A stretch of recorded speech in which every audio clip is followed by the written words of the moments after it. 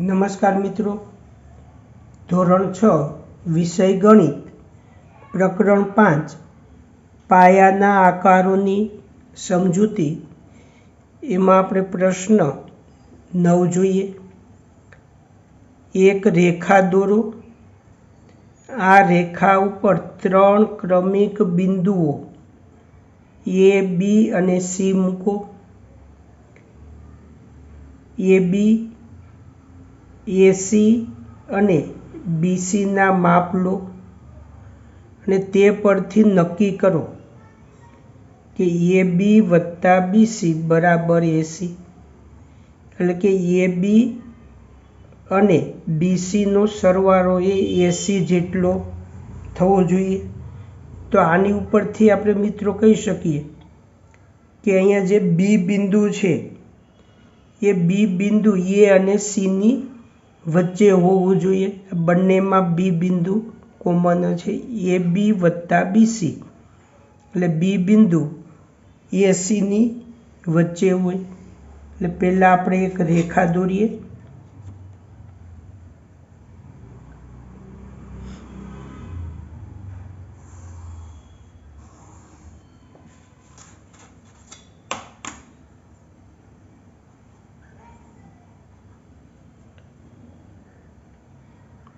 તો આપણે અહીંયા A બિંદુ લઈએ છીએ, અહીંયા B બિંદુ અને આપણે અહીંયા લઈએ છીએ C બિંદુ। હવે એનું આપણે અહીંયા માપ શોધીએ કે ધારો કે આ AB છે। હવે AB નું માપ આપણે અહીંયા શોધીએ તો 1, 2, 3, 3.5 મળે છે। તો આપણે અહીંયા લખીશું કે AB બરાબર 3.5 સેમી। હવે BC શોધીએ તો અહીંયા મિત્રો તમે જોઈ શકો છો BC નું માપ આ 1, 2, 3, 4, 5 અને અહીંયા 5.5 કે BC બરાબર 5.5 સેમી। હવે મિત્રો આપણે AC નું માપ શોધીશું તો અહીંયા AC તમે જોઈ શકો આ 0 અને અહીંયા C બિંદુ છે એ બરાબર અહીંયા 9 ઉપર આવે છે,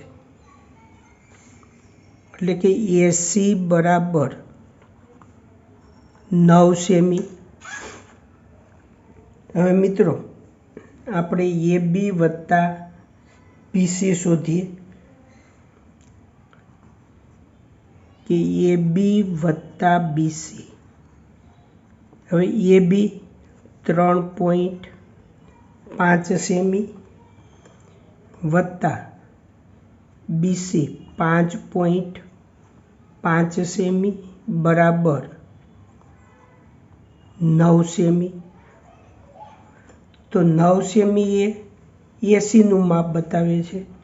તો અહીંયા આપણે 9 સેમીની જગ્યાએ આપણે AC પણ લખી શકીએ, એટલે અહીંયા સાબિત થઈ ગયું કે AB વત્તા BC બરાબર AC।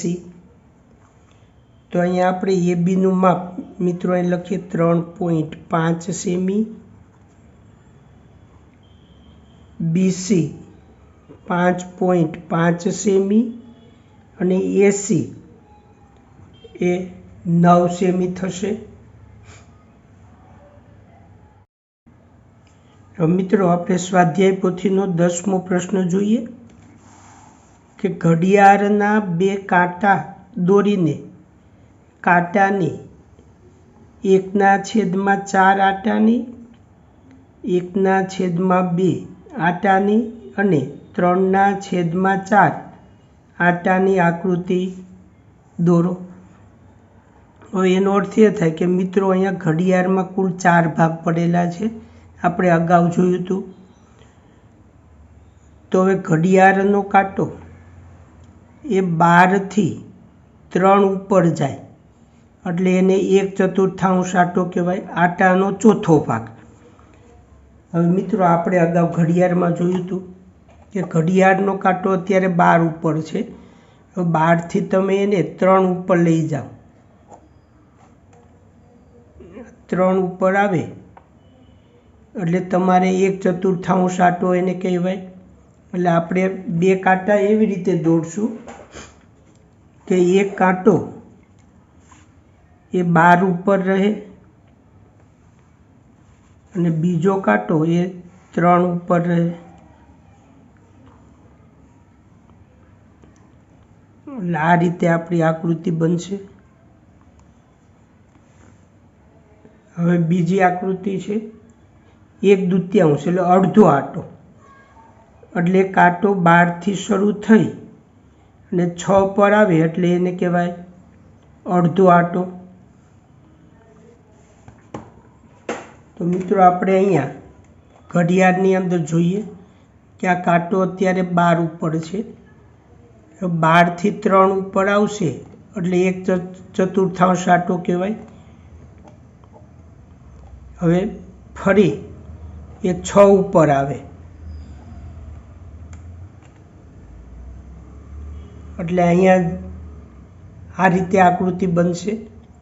આ અડધો આટો બતાવે છે, 12થી 6 પર આવે એટલે એ અડધો આટો બતાવશે। તો મિત્રો આપણે અહીંયા આકૃતિ આ રીતે દોરી દઈએ।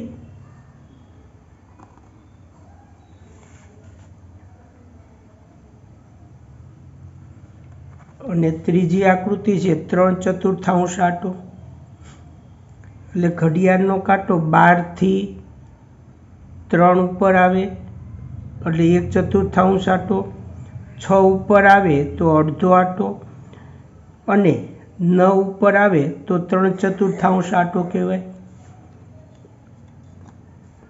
એટલે આપણે આ રીતે એને દર્શાવશું।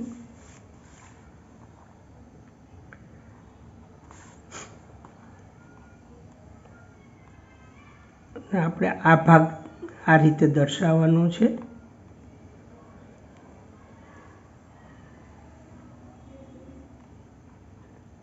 અને આ ભાગને આ રીતે દર્શાવી દઈએ।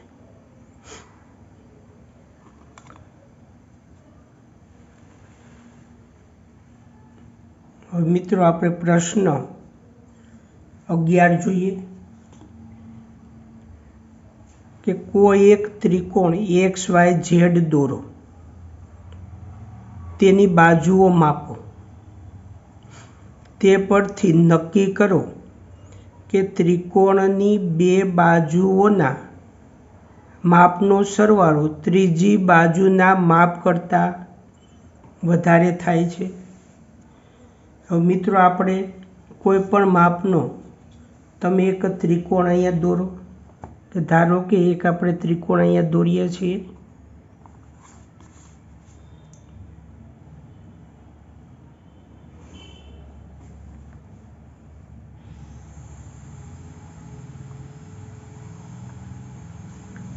આ ત્રિકોણનું નામ આપવાનું છે X, Y અને આ Z। હવે એના માપ આપણે શોધીએ। પહેલાં XY નું માપ શોધીએ। તો અહીંયા XY નું માપ તમે અહીં જોઈ શકો, આ 0, 1, 2, 2 સેમી ઉપર 2 કાપા છે એટલે 2.2 સેમી, 2.2 સેમી। હવે YZ નું માપ શોધીએ। તો અહીંયા YZ એ 4.5 સેમી દર્શાવે છે, 4.5 સેમી। અને XZ, તો XZ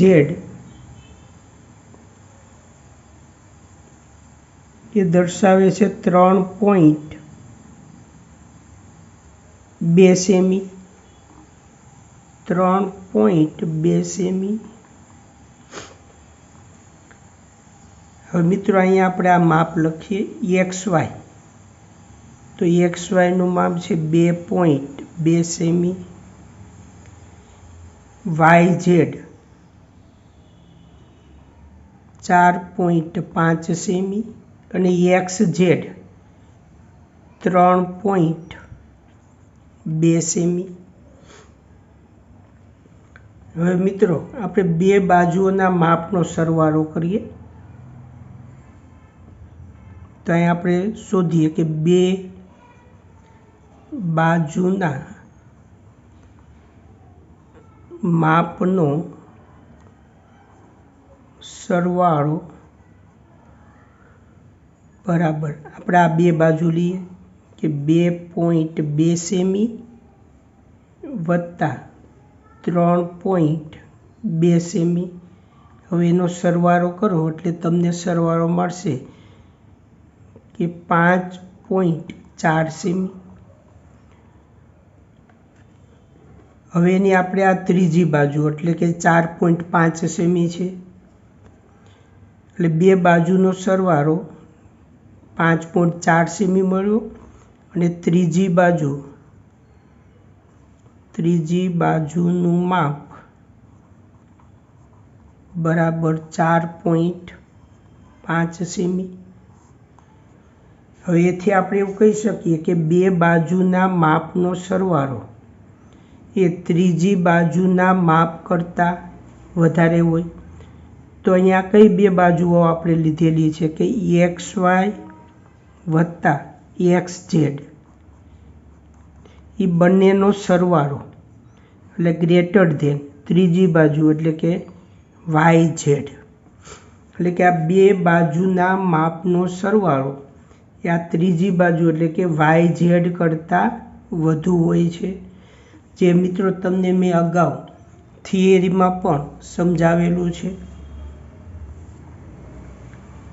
મિત્રો આપણે 12મો પ્રશ્ન જોઈએ કે ઘડિયાળનો કાંટો કેટલા આંટા ફરશે તે લખો.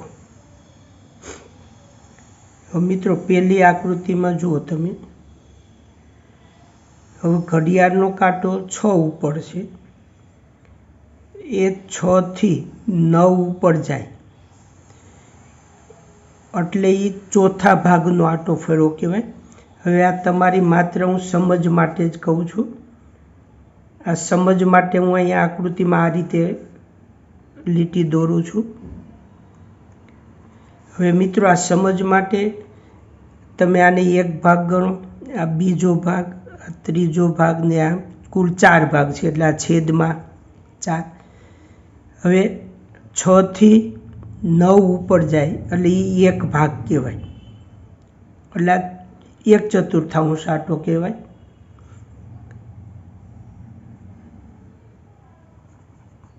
આંટો. હવે અહીંયા તમે મિત્રો જોઈ શકો છો કે ઘડિયાળનો કાંટો 2 ઉપર હતો, એ 2 થી ફરી અને 8 ઉપર આવે છે, એટલે ઘડિયાળનો કાંટો એ અડધો આંટો ફરે છે એટલે 1/2 આંટો કહેવાય. હવે તે રીતે ત્રીજી આકૃતિ જો કે ઘડિયાળનો કાંટો 6 ઉપર છે, 6 થી 3 ઉપર આવે છે, એટલે કે 6 થી 9 ઉપર આવે તો એ 1/4 આંટો, 6 થી 12 ઉપર આવે એ અડધો આંટો, અને 12 થી ફરી 3 ઉપર આવે એટલે 3/4 આંટો કહેવાય, એટલે 3/4 આંટો. હવે ચોથી આકૃતિમાં મિત્રો જો કે અહીંયા કાંટો છે એ 8 ઉપર છે, 8 થી 11 ઉપર જાય છે, 8 થી 11 ઉપર જાય એટલે એ ચોથા ભાગનો આંટો ફરે છે એટલે 1/4 આંટો કહેવાય. હવે મિત્રો પ્રશ્ન આપણે 13 જોઈએ કે ઘડિયાળનો કાંટો કયા હશે તે લખો. પહેલું કે 12 પરથી ખસીને કાંટો અડધો આંટો પૂર્ણ કરે તો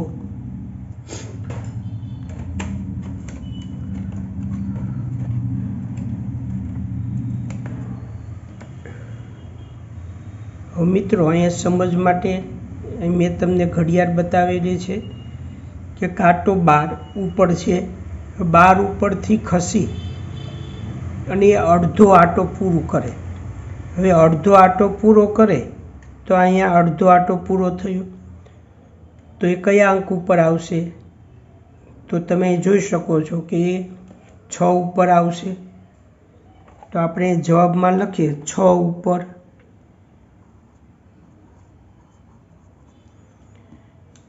બીજો પ્રશ્ન કે 2 પરથી ખસીને કાંટો 1/4 આંટો પૂર્ણ કરે.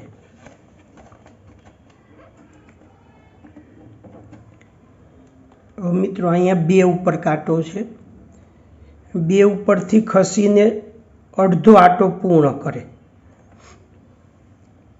2 ઉપરથી ખસી અડધો ને 1/4 આંટો, તો એ અહીંયા 5 ઉપર આવશે. હવે અહીં સમજ માટે હું આ રીતે ફૂટ ગોઠવું છું. પહેલાં કાંટો આપણો 2 ઉપર હતો, 2 ઉપરથી ખસી અને કાંટો ચોથો ભાગનો આંટો પૂર્ણ કરે તો એ 5 ઉપર આવશે. એટલે જવાબમાં લખશું 5 ઉપર. ત્રીજું 5 પરથી ખસીને કાંટો 3/4 આંટો પૂર્ણ કરે. મિત્રો અહીંયા કાંટો 5 ઉપર છે, 5 ઉપરથી ખસેડવાનો અને 3/4 આંટો પૂર્ણ કરે.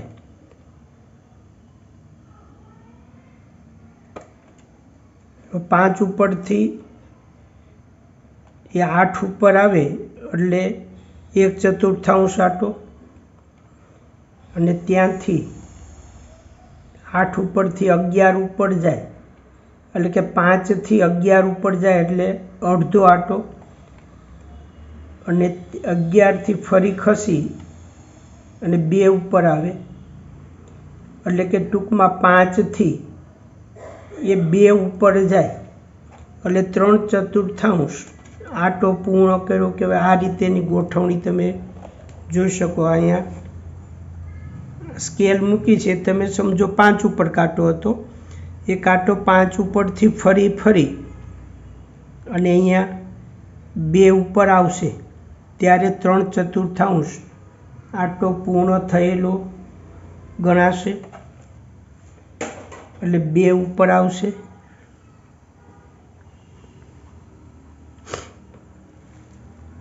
પ્રશ્ન 14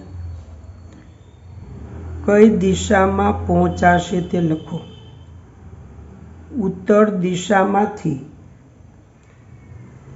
1/4 પરિભ્રમણ ઘડિયાળની કાંટાની દિશામાં ફરતા. મિત્રો ઉત્તર દિશામાંથી 1/4 પરિભ્રમણ જો ઘડિયાળની કાંટાની દિશામાં ફરવામાં આવે તો આપણને પૂર્વ દિશા મળશે.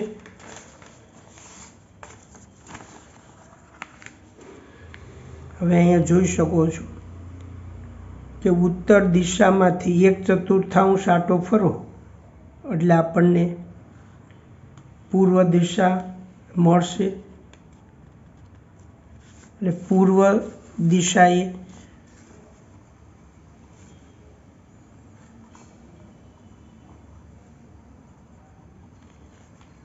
બીજું કે પૂર્વ દિશામાંથી અડધું પરિભ્રમણ ઘડિયાળના કાંટાની દિશામાં ફરતા. મિત્રો અહીં આકૃતિમાં જો આ પૂર્વ દિશા છે, તમારે અડધું પરિભ્રમણ કરવાનું છે. એટલે પૂર્વ દિશામાંથી તમે ફરો અને અહીંયા આવો એટલે અડધું પરિભ્રમણ પૂર્ણ થયું કહેવાય.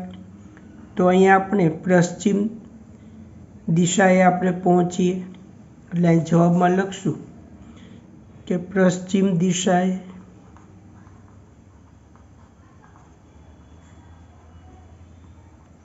અને ત્રીજું કે પશ્ચિમ દિશામાંથી 3/4 પરિભ્રમણ ઘડિયાળના કાંટાની દિશામાં ફરતા।